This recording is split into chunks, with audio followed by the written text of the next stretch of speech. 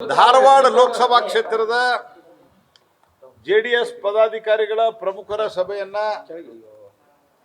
ಇಲ್ಲಿನ ಪ್ರಮುಖರಾದಂತಹ ಶ್ರೀ ಗುರುರಾಜ್ ಹುಣಸಿಮರದ ಅವರ ನೇತೃತ್ವದಲ್ಲಿ ನಾವು ಕರೆದಿದ್ದೇವೆ ಮತ್ತು ಅದೇ ರೀತಿ ಜಿಲ್ಲಾ ಅಧ್ಯಕ್ಷರಾದಂತಹ ಶ್ರೀ ಗಂಗಾಧರ ಮಠ ಅವರ ಒಂದು ನೇತೃತ್ವ ಮತ್ತು ಗುರು ಹುಣಸಿಮರದವರ ನೇತೃತ್ವದಲ್ಲಿ ಈ ಸಭೆ ನಡೀತಾ ಇದೆ.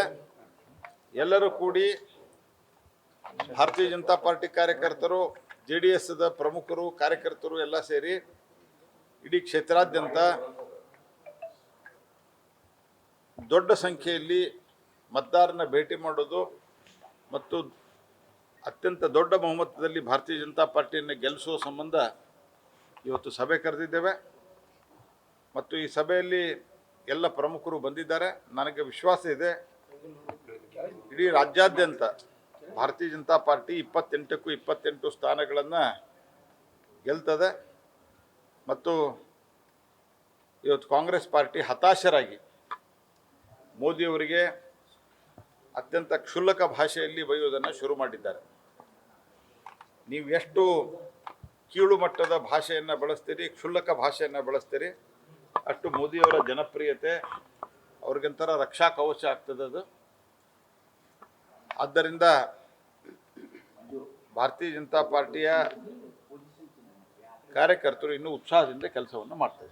ವೀರಶೈವ ಲಿಂಗಾಯತರ ವಿಚಾರದಲ್ಲಿ ನಿಮ್ಮನ್ನು ವ್ಯವಸ್ಥಿತವಾಗಿ ವಿಲನ್ ಮಾಡುವ ಕೆಲಸ ನಡೀತಾ ಇದೆಯಾ? ನೋಡಿ, ನಾನು ಇಷ್ಟ ಹೇಳೋದು, ನಾನು ಉಳಿದವರು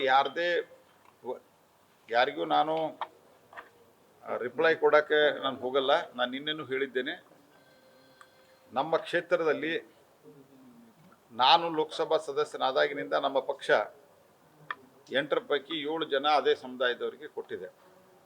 ಅವರಿಗೆ ಇಲ್ಲೇ MR ಪಾಟೀಲರು ನಿಂತಿದ್ದಾರೆ. ಕಾಯ ವಾಚ ಮನಸ ನಾನು ಕೆಲಸ ಮಾಡಿದ್ದೇನೆ.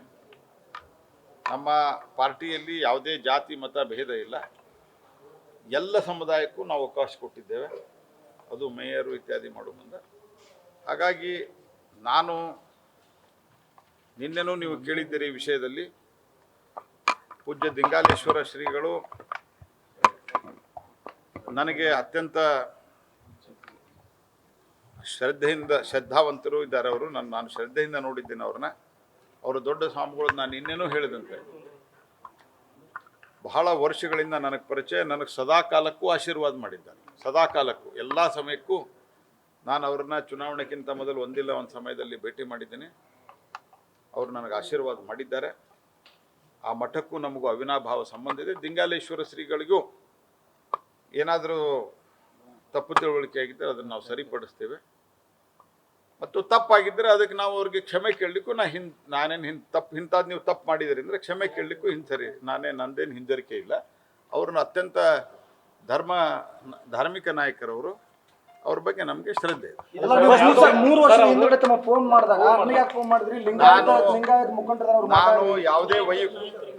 ನಾನು ಯಾವುದೇ ವೈಯಕ್ತಿಕ ಟೀಕೆ ಟಿಪ್ಪಣಿಗಳಿಗೆ ಉತ್ತರ ಕೊಡಲ್ಲ ಮತ್ತು ಆ ವಿಷಯದ ಬಗ್ಗೆ ನಾನು ಚರ್ಚೆಗೆ ಹೋಗಲ್ಲ.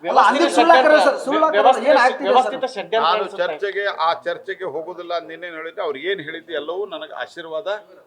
ನಾನು ಆ ಚರ್ಚೆಗೆ ಹೋಗುದಿಲ್ಲ. ನಾನು ಈ ಸಂದರ್ಭದಲ್ಲಿ ಉತ್ತರ ಕೊಡೋದು ಸೂಕ್ತ ಅಲ್ಲ ಅಂತ ಬಿಜೆಪಿಯಲ್ಲಿ ಬಂಡಾಯ ಶಮನ ಆಗುವಂತ ಎಲ್ಲ ಕಾಣಿಸ್ತಾ ಇದೆಯಾ? ಮತ್ತೆ ಹೊಸ ಬಂಡಾಯ ಶುರುವಾಗ್ತಾ ಇದೆ? ಕೆಲವು ಕ್ಷೇತ್ರಗಳಲ್ಲಿ ಏನು ಭಾರತೀಯ ಜನತಾ ಪಾರ್ಟಿಯಲ್ಲಿ ಒಂದಿಷ್ಟು ದುಃಖ ದುಮ್ಮಾನ ಮತ್ತು ಬಂಡಾಯ ಅನ್ನುವಂಥ ವಿಷಯದಲ್ಲಿ ಮಾತುಕತೆ ನೀವು ಮಾಡ್ತಾ ಇದ್ದಾರೆ. ಅಲ್ಲಿ ಎಲ್ಲವೂ ನಮ್ಮ ಮಾತುಕತೆ ಆಗಿದೆ. ಉದಾಹರಣೆಗೆ ದಾವಣಗೆರೆಯಲ್ಲಿ ಆಗಿದೆ, ಈಗ ರಾಯಚೂರದ್ದೊಂದು ಉಳಿದಿದೆ, ಅದನ್ನು ಸರಿ ಮಾಡ್ತೀವಿ. ನಾನು ಹೇಳಿದ್ನಲ್ಲ, ನಾನು ಅವರು ಸಮಯವನ್ನು ಕೊಟ್ಟರೆ ನಾನು ಮಾತುಕತೆ ಮಾಡ್ಲಿಕ್ಕೆ ಸಿದ್ಧ. ನ್ಯೂಸ್ ಫಸ್ಟ್ ನಿರ್ಭೀತಿಯಿಂದ ನಿಮ್ಮ ಪರವಾಗಿ.